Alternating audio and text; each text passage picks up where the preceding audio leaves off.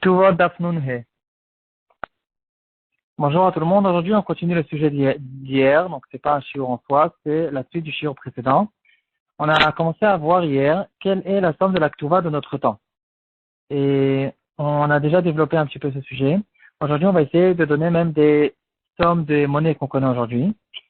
Alors, on va juste un petit peu résumer ce qu'on a vu hier. On a vu deux avis principaux dans la Rishonim. Une grande marloquette. Quelle est la somme de la Ktuva quand les Chachamim nous ont dit que la Betula va recevoir 200 zouz? De quel zouz on parle? On a vu qu'il y a deux sortes de monnaies qui s'appellent zouz. Il y a le zouz simple qu'on utilise dans les marchés. C'est un zouz qui était fait de 7 parties de cuivre et une partie d'argent. Et d'après le Rambam et le Shulchan Aruch, dans Siman Samech Vav, on utilise ces 200, quand les Chachamim parlent de 200 zouz, ils font référence à ce zouz qui est très simple, qui s'appelle Kesef Medina. Et donc, ça va ressortir que 25 pièces d'argent quand on va utiliser des pièces qui sont faites en 100% en matière argent. Et les Rishonim ne sont pas d'accord avec ça. Le Rama, il va ramener l'avis des Rishonim. Il va dire que non, quand les Chachamim parlent de 200 zouz, ils parlent pour de vrai des 200 zouz, des pièces qui sont faites en argent, complètement, 100% argent. Et donc, c'est 200 pièces d'argent et ça sortira une somme qui est beaucoup plus grande. On a vu que ce que c'est un zouz. On a vu qu'un zouz, c'est 96 grains d'orge. Et donc, on a vu que la différence sera que d'après le Rambam, ça va nous sortir 96, on a dit fois 25, ça va nous sortir un volume, un poids de 2400 grains d'orge, et d'après le Rama, c'est de 19 200. On a vu que le Chazon Ish va nous dire que ce que c'est une Seora, il le traduit déjà en grammes, c'est 0,05 grammes. Et donc, ça va nous sortir 120 grammes. La Ktuva, finalement, d'après ce calcul, on va faire, pour l'avis du Rambam et du Shulchan Aruch, ça va faire une valeur qui fait 120 grammes d'argent. Et pour l'avis des Rishonim et du Rama, ce sera une valeur qui fait 960 grammes d'argent. Non, j'ai fait une petite recherche. Qu'est-ce que l'argent, combien le 1 gramme d'argent vaut aujourd'hui? Donc, ce matin, le shiur, il a été donné lundi soir. Ce matin, lundi matin, le 1 gramme d'argent valait en Israël 2,72 shkalim. Ça fait à peu près un 3/4 d'euro, ou de dollars, parce que l'euro et le dollar, c'est la même chose aujourd'hui. 0,77714. C'est ça, en fait, la valeur de 1 gramme d'argent aujourd'hui. Donc, si on veut maintenant faire le calcul, combien vaut une Ktuva de notre temps, ça va nous sortir, d'après le premier avis, l'avis du Shulchan Aruch, 120 grammes d'argent va sortir 93 euros à peu près. J'ai pas bien vérifié combien il est d'euros par rapport au shkalim. Donc le calcul a été fait, il est plus exact en shkalim. C'est 327 shkalim. Moi j'ai fait 3,5, je sais pas combien c'est exactement l'euro. Donc ça va nous sortir à peu près une valeur de 93 euros. Et d'après le Rama, c'est 2614 shkalim, soit 746 euros à peu près. On a vu hier que dans les générations précédentes, ils ont rentré dans la Ktuva un rajout où on écrivait là-bas qu'on va donner 200 skukim de Kesef Tarouf. Donc on fait un ajout de quelque chose qui est beaucoup plus grand, c'est x4. En fait, on multiplie la Ktuva x4. C'est à peu près quelque chose comme 15 000 euros, un peu moins. C'est ça le rajout que les Ashkenazim avaient l'habitude dans les temps précédents, jusqu'à aujourd'hui d'ailleurs, de rajouter cette somme dans la Ktuva. Pourquoi ils ont fait ce rajout? Et là, je suis intéressé à arriver à une tchouva du Grot Moshe, dans la partie Evanezer et l'Agdelet Sadikbet. Il va relever un gros problème au fait qu'il y a à propos de la Ktuva. Et c'est la raison pour laquelle il y a eu des modifications qui ont été faites par les rabbinim dans les temps précédents. Et de notre temps aussi, on a l'habitude de donner des grandes sommes qui sont beaucoup plus grandes que la valeur de la Ktuva, à cause du problème qu'il va relever. Il va nous dire la raison pour laquelle les Chachamim ont fait la takana de la Ktuva. Ça va être écrit dans la Gemara, parce que les Chachamim sont bien sûr intéressés que le divorce ne soit pas quelque chose de facile, pour ne pas que quelqu'un qui rentre chez lui à la maison, le repas il est pas prêt, il s'énerve, il va dire, il va divorcer sa femme. Du moment où il va savoir que c'est quelque chose de compliqué, il y aura des grandes sommes à donner, ça va dans son subconscient au moins, ça va le freiner un petit peu, il va comprendre que ça va pas être tellement facile. Et donc, les Chachamim ont utilisé cette chose-là pour faire en fait revenir le clan Baï. Et le problème qui se pose, c'est que quand, de notre temps, on va dire à quelqu'un, attention, tu devras payer une somme de 93 euros, c'est de la rigolade. Personne ne va freiner un mariage à cause une somme qui est tellement petite, ou même si on va dire d'après les Ashkenazim, d'après le Rama, une somme de 300, de combien? Euh, de 746 euros aussi, c'est une somme qui est très très petite pour une chose comme celle-là. Et donc, en fait, tout le but de l'Aktuva, il est complètement raté de notre temps. C'est à cause de ça déjà que dans les temps précédents, ils ont vu qu'il y avait un gros besoin de faire des takanot et de rajouter des grandes sommes à l'Aktuva, parce que c'est vrai que du temps des Chachamim, c'était une somme qui était suffisante pour freiner les personnes, parce que les gens ils étaient très très pauvres. Tout était relatif, au fait. Une somme comme celle-là, c'était une grande somme à l'époque. Les besoins, ils étaient beaucoup moins.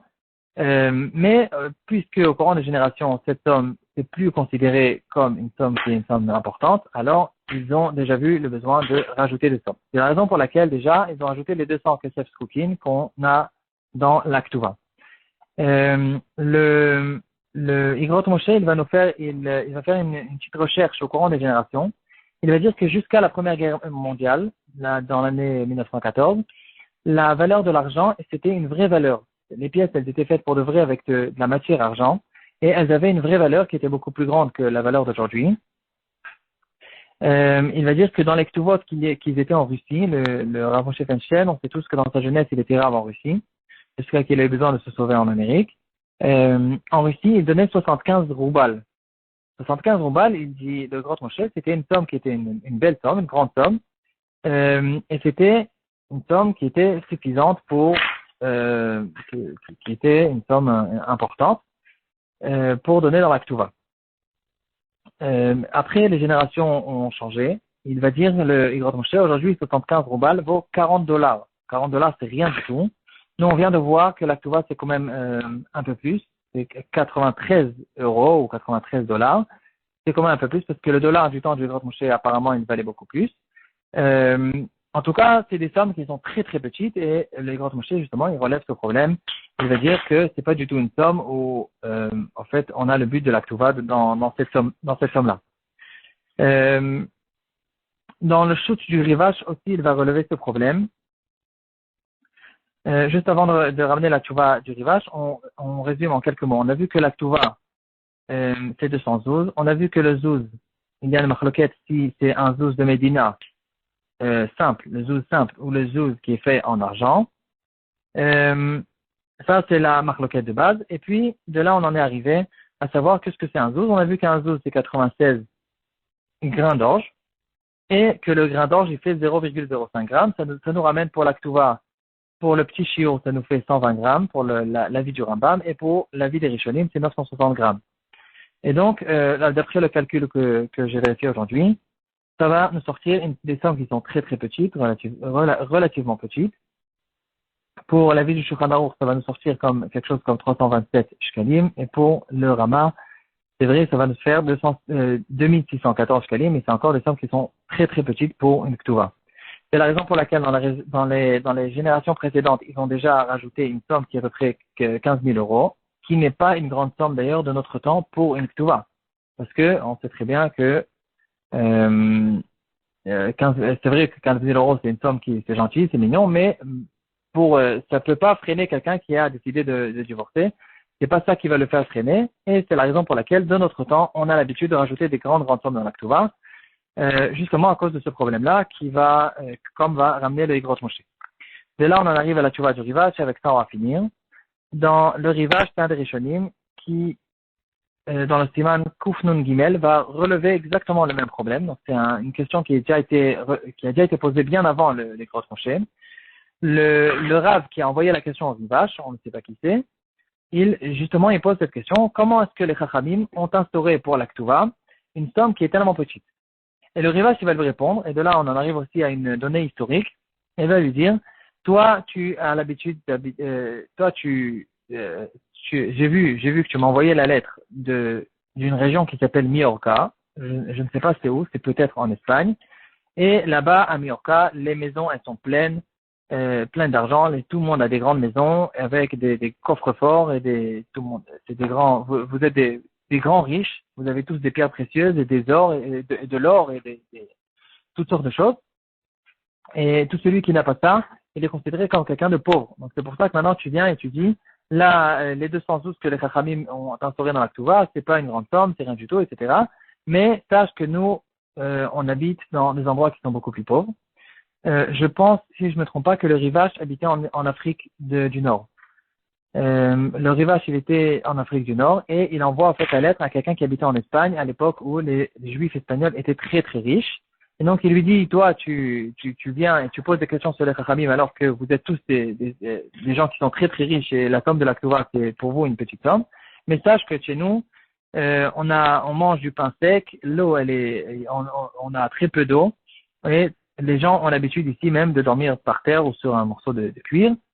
Les gens ils n'ont pas de pyjama, ils dorment avec les habits de la journée tout le temps, et même ces habits-là, ils sont complètement déchirés, les gens ils sont sans chaussures, et c'est ça en fait que les Chachamim ont été métaken, c'est justement pour ces gens-là, et du temps des Chachamim aussi, on peut reconnaître dans les histoires de la Gemara que les gens ils étaient très très simples, très pauvres. On connaît tous l'histoire de Hillel Azaken, qui est monté sur le toit quand il y avait de la neige. Rav Kahana, il avait besoin de vendre des paniers à des femmes, toutes sortes de parfums et des choses comme ça, alors que c'est très maîtrisable pour un Rav comme lui. Rabbi Yehuda Bar Ilai, c'est écrit dans la Gemara que du temps de Rabbi Yehuda Bar Ilai, les gens, ils se recouvraient 6 personnes avec un talit pour pouvoir écouter le shiur. Donc, du temps des Chachamim, les gens, ils étaient très très pauvres. Donc, quand les Chachamim ont donné une somme comme 212 pour la Ketouva, c'était une somme qui était suffisamment grande, suffisamment importante. Et donc, la question qui a été ramenée au Rivache, répond le Rivache à cette personne, ta question n'est pas une question parce que toi, tu connais pas la vie des pauvres. Et c'est pour ça que tu poses cette question. Donc, en tout cas, c'est ça ce que le Rivache, il va, en fait, le Rivache, il a donné une réponse pour cette personne-là. Pour nous, on a besoin quand même d'avoir une autre réponse. Et donc, c'est la raison pour laquelle, comme on a dit, qu'aujourd'hui, dans l'Aktuva, on va rajouter des grandes sommes qui seront des sommes suffisamment importantes pour écrire dans l'Aktuva.